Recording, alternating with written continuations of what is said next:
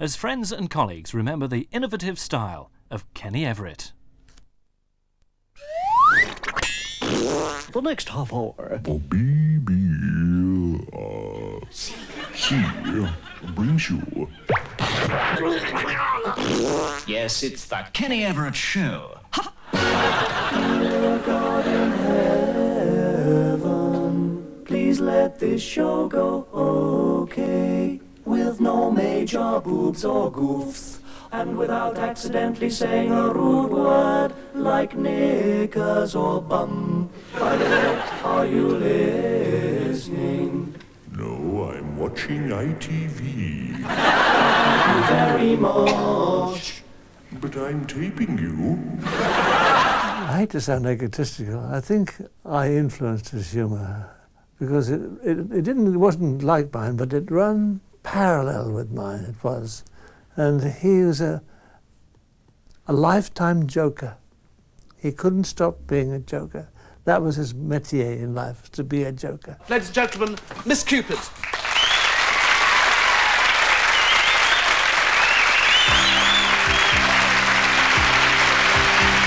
And now, it's time to go. It's time to say, your Cupid's leaving. I'd like you all to know that all my wobbly bits are heaving. It's been a million laughs with guys I met along life's highway, including one from Rill who had a sly way. I don't think I missed a single one of Kenny Everett's television series. He was that rara avis. At least it appears so these days. He was funny and he had talent. He also gave me a little bit of work from time to time. Made me look like an Egypt, but never seemed to matter when you were with him. Now, I particularly remember one sketch which involved the broadcasting under manager. And they've got their names on all the doors, like DG. That means it's the Director General's office. He's the head of everything. Oh, so exciting. Let's have a look, shall we? Good morning, Mr. Everett. Welcome to the BBC.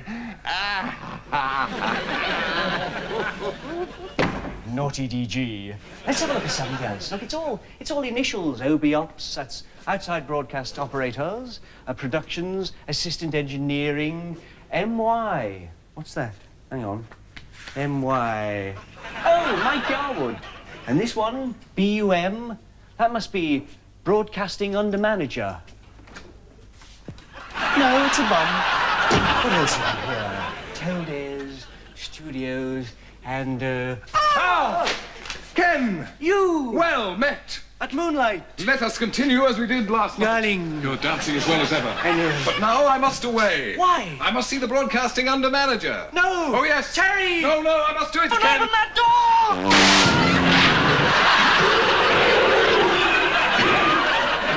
Not bad. Not bad. Not bad. That sketch was not too bad. Yeah. I guess the first time that I heard about Kenny Everett was in 1965 when I was on the pirate ship Radio Caroline, and this massive great boat called Radio London turned up, and this character on it that I'd never heard anything like it before. Kenny Everett, he did a great program called the Kenny and Cash Show, which he incorporated these really wacky jingles, and something that really we'd never heard of in this country before. And I thought at that time, I thought this guy's going to be really very, very big in the country because nobody else was doing the same sort of things he was doing. Kenny was, in my opinion, a genius and a very, very shy and lovable person. Excuse me. Hello? Hello? Are these the auditions? That's right, miss. You're next? That's right, I'm next. Mr. Piano Player, please. Let's call the whole thing off. B flat. You say either, I say either, you say neither, I say neither, neither. Let's call the whole thing off. You say potato, I say potato, you say tomato, and I say tomato, potato, potato. Let's call the whole thing off. But all. Thank you. That'll be quite enough. Thank you very much, Miss Levine. That's Levine. I guess I'll puke here. Yeah, I had 3 extractions and 2 fillings last night. Still, saves going to the dentist. Anyway, here's the joke. Punk down and Nick for a routine inquiry. Know what I mean? Conversation sounds like this. This is the copper speaking. All right, laddie. Who done a pub over last night? Was it your lot? Landlord says he saw you down there. And stop hitting me when I'm talking to you. And now it's guest star time. And this week, it's a great singer. I suppose the greatest measure of success in this wonderful world of showbiz is to be known by just one name. Garbo, Brando, Monroe. And here's a girl who has achieved that measure of success. That's why she's known simply as Toyah Wilcox. Tell me, Miss Wilcox, what exactly is it that you do? Well, I sing, and I act, Yes? and I dye my hair. My God. How did you do that? Do what? Well, your hair, it keeps changing colour. Oh, really? What colour is it now? Well, it's sort of green, blue, red. Ah, well, that means it's Tuesday. But right now, here's your host for the Dinosaur Pizza Challenge, Stiggy Ryan! Of the Dinosaur Pizza Challenge. And just a reminder of the rules. All our contestants have to do is come on and talk to me for just 2 minutes without mentioning any large extinct land reptiles of the late Mesozoic era or any mouth-watering deep dish pizzas currently available from bona fide outlets. So, can we have our first person right along here, please, who wants to play the Dinosaur Pizza Challenge?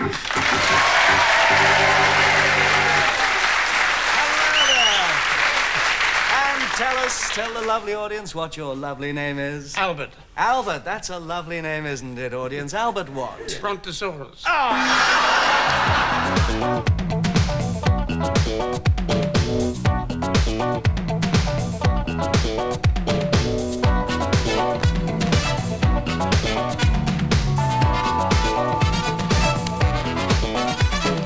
Hello, creeps. Here comes the patter. It don't make sense, but it don't matter. I'll spew out words in a great long stream and whip your little brains to cream. It's a wrap.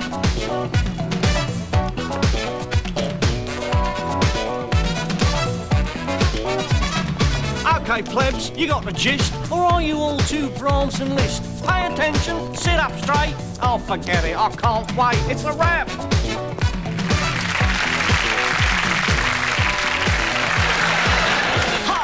Having trouble parking? Just can't find a place to leave that car?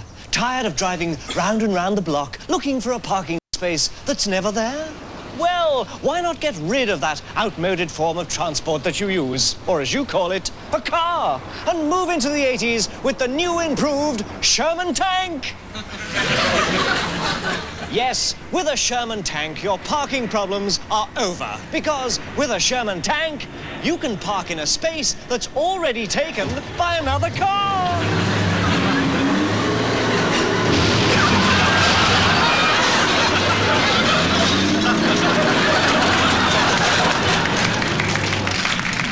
Yes, get yourself a Sherman tank. You know it makes sense.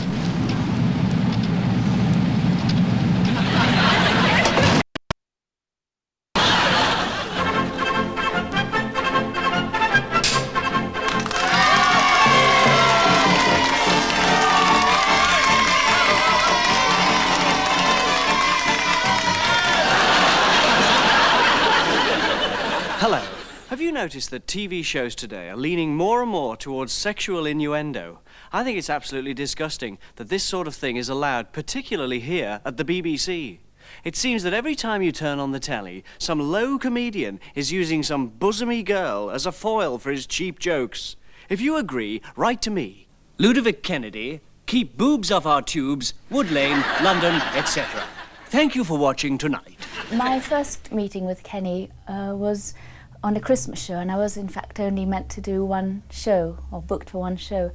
But you know, when you catch somebody's eye and you just see fellow Martian, and from that moment on we seemed to just quietly chat and gentle our way into a huge friendship. And I remember just finding the more and more we had in common, and the nobody else laughed, and we were always sitting in corners giggling and laughing, and everyone else was thinking we were both particularly peculiar. But in fact, he was the only person I'd ever met that didn't think I was odd.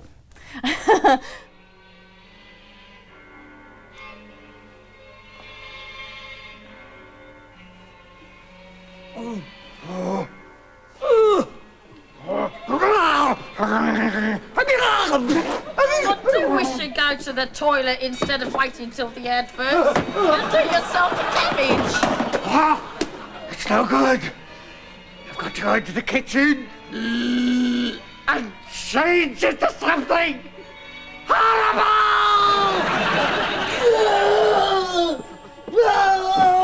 What is it, darling?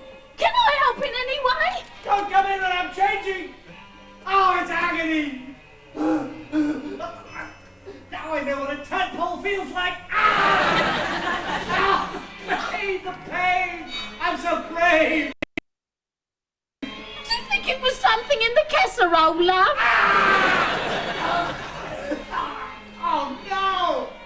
I'm changing into a fly! Oh, darling! How horrible! How can we possibly live together with you as a giant fly?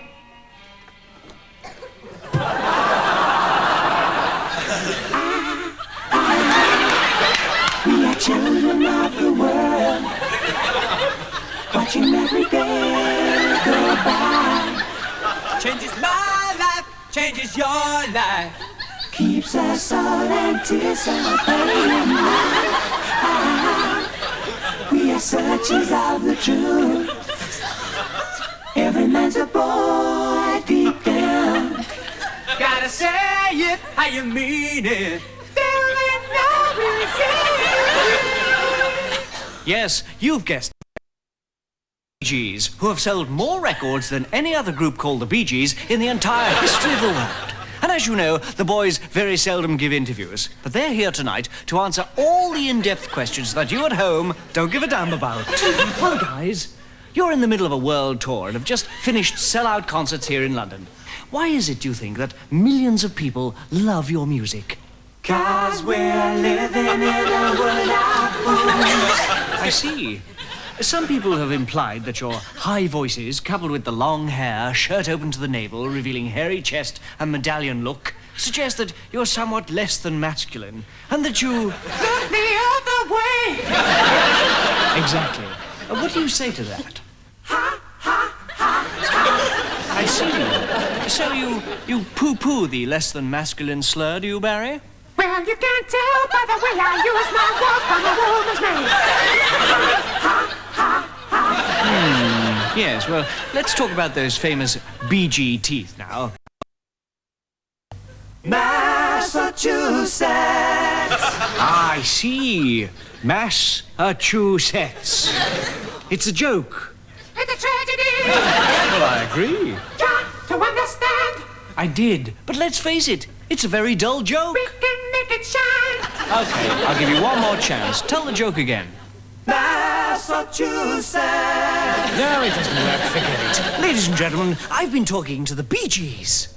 Great, didn't they? Kenny was literally indefinable. You can't describe him as a comic. He was just a very funny Everett. And the period writing with him was one of the most happy of my professional life because we joined in and wrote together. You were not the writer writing for the comedian, you were the writer writing with Everett. Wonderful. It's wonderful. I sail through till 10 o'clock. It's wonderful.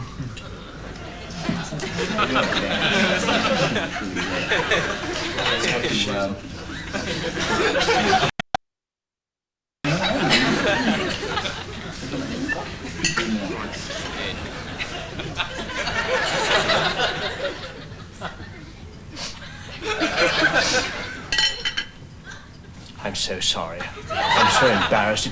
It's the dog. He's always doing this under the table. I really am sorry. I didn't even know he was in the room. I'll get rid of him. Excuse me. Terribly sorry about this. Buttons! Buttons! He hated television. He was a radio man, but he went into television and adapted to it quite brilliantly. And Anybody who can survive those long, exhausting days in a studio with wigs and glue and makeup and costumes and boobs and everything. We laughed so much. I've never known anybody like him for keeping an atmosphere going. He was a joy to work with. All right, where is he? I know there's a man here somewhere. No, Harry, no, there's no one else. I love only you, Harry. Slave away at the office all day Harry. while you're sitting here No. having a good time, eating television, painting your nails. Please. While you're here having fun with other men. Oh, Harry, please don't. You know it'll only end in tears. I know he's here somewhere. Where is he? I know somewhere in this flat there's a man. What are you doing in my wife's wardrobe? Waiting for a bus. Waiting for a bus? What does he think I am, a fool?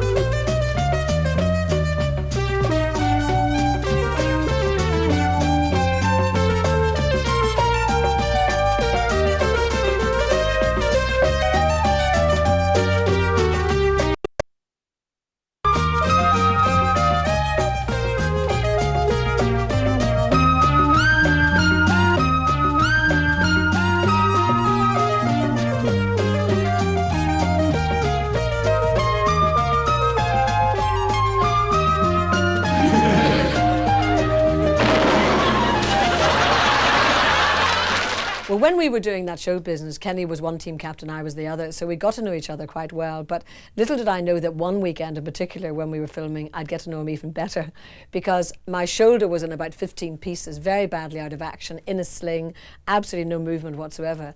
And my agent, who had a female, I hasten to add, who had come the previous weekend to help me with my clothes and give me the tablets and everything, she said, "Sorry, Glo, I'm afraid this weekend it's got to be Everett in the interconnecting room."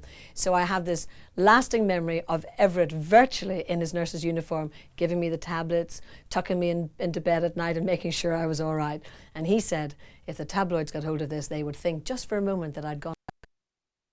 I can't believe I heard it. It sounded so perverted. On second thoughts, I'm not so sure. I think I'll stay for more.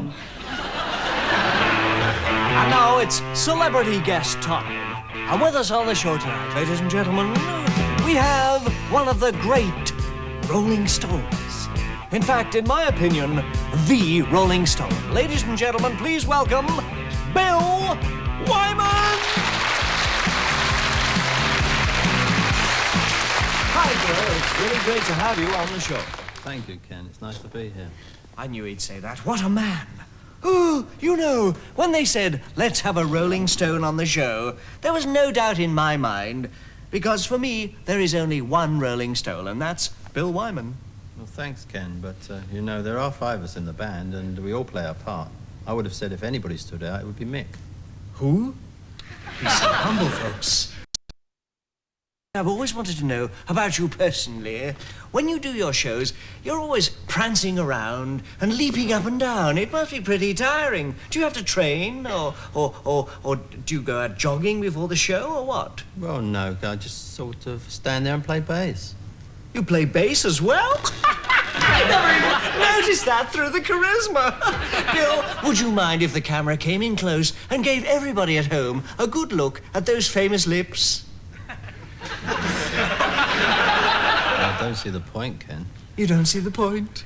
How humble can you get? Wait a minute, Kenny. You seem to think I'm Mick Jagger. Mick Jagger? He's the bass player.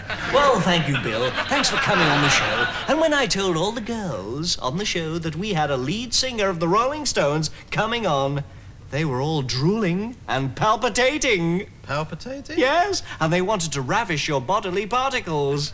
Oh, really? I can't get no satisfaction. On the show, we're doing a charity show for children, and he had to introduce the next act, and the next act was me. And he said, now here he is, Mike Spinnigan. So I had to come on as somebody else.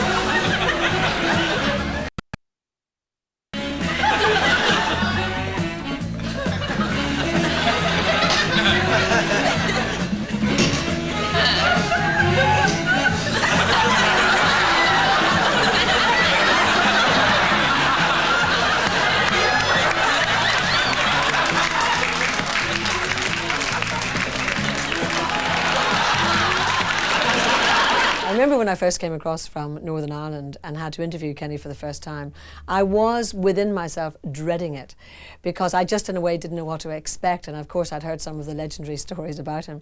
But in the end, what I was dreading, I actually ended up loving because I loved the unpredictability.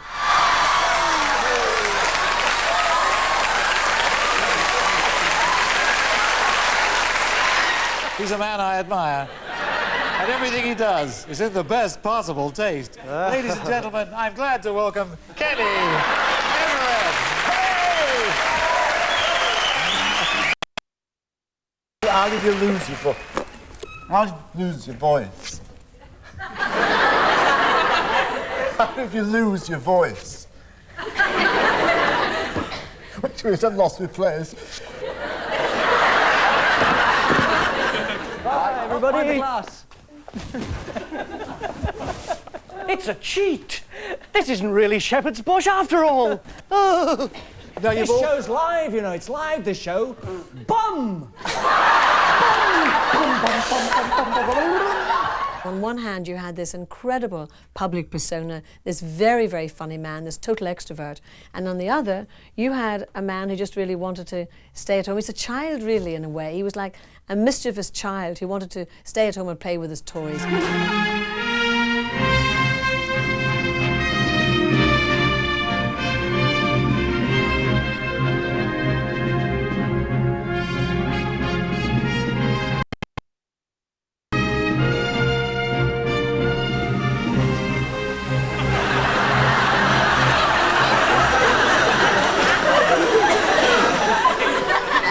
I do an impression of Ken Dodd, you know. Oh, what a day it is for toddling into Mother Kerr and shouting, condom. One of his main hobbies, I suppose, or joys actually in life, was doing the housework. He absolutely adored hoovering, dusting, and in fact at Capital Gold, where more recently we both worked, he used to keep our studios spotless by having his own special Kenny Everett feather duster, and also he had a spray can as well. He used to spray all the equipment for us, keep it absolutely immaculate. And I can tell you something, now the studio really isn't quite the same as it used to be. You are very neat and tidy yourself about the house, aren't you? I'm manically tidy, yes. Being a bachelor, I've got nothing to do but flick dust from room to room. I see a piece of dust coming through the window, I thought, gotcha! I follow it round until it settles on. Whack! Then it drifts into the kitchen. I'm waiting for it. Do you enjoy all that? Yeah, Do you enjoy the cleaning up? I must be the only person who keeps running into the closet to fetch a J-cloth. I love J-cloths, best invention in the world, because you can clean them afterwards. Hello, my little video buffs. It is me, the enchanting Marcel. The experience of a lifetime on legs. How are you? Are you in the mood? Good. I'll be there in 20 minutes. I just have this little joquette to do. What is it that a man does standing up, a woman sitting down, and a dog on 3 legs? Don't you get it? A man standing up, a woman sitting down, and a dog on 3 legs. It's shaking hands. What else could it be? I'm coming round. Pop your cork. I'd like to dunk you in my coffee, spread you on my bread. That you were in the highball going to my head. Dear, when you sit across the table, I'm done like the giant in the fable. Fee-fi, for fun, I'm overcome with a cannibalistic feeling. I'd like to smother you with mushrooms and everything. I claim you'd be a dainty dish to set before a king. Sweetheart, if I could obtain you as part of my daily menu, I'd like to dunk you in my coffee, spread you on my bread. He'd like to dunk us in his coffee, spread us on his bread. We wish that we were in the highball going to his head. Sweetheart, if I could obtain you as part of my daily menu, I'd like to dunk you in my coffee.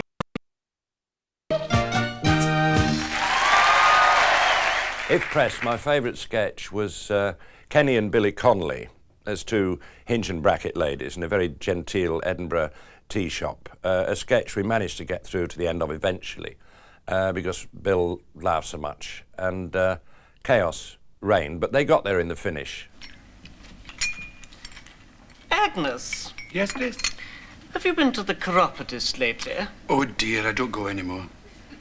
No, dear, I don't go. I'm sorry. Can we start again? Agnes. Yes, Chris.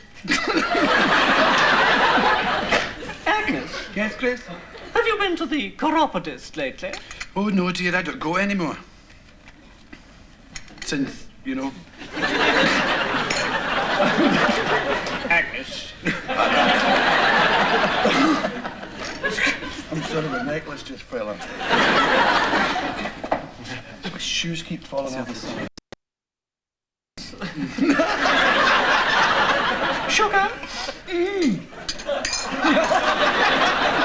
I suppose I've known Kenny Everett since the pair of us joined all the other reprobates in that famous church photograph outside the BBC in 1967 when the world was young and Radio 1 was starting. He was a capering lunatic then. He remained a capering lunatic. He never lost his joy of living. They say you can damn with faint praise, but I think you can also damn with hyperbole, with overpraising. Kenny Everett wasn't a genius. He was a brilliant, brilliant original. Some would say that he was foolish, foolhardy. I'd say he was brave. Brave in his professional life and brave in real life. Colonel Muriel Clean here for the campaign for nice things on television. We believe in goodness, truth and beauty. You should get her own series and Joan Collins should get her own breakfast. And remember, you don't have to watch this endless display of perversitude and fleshy boggery. You've all got a knob there, so use it!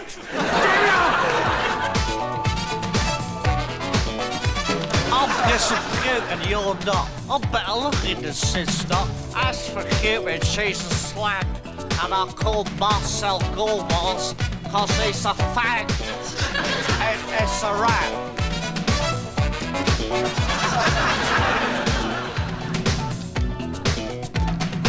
I'm disappointed and I don't care. People say I dye my hair. I just say mind your own business and then I'll nab them. Because what's it got to do with them anyway? It's a rap!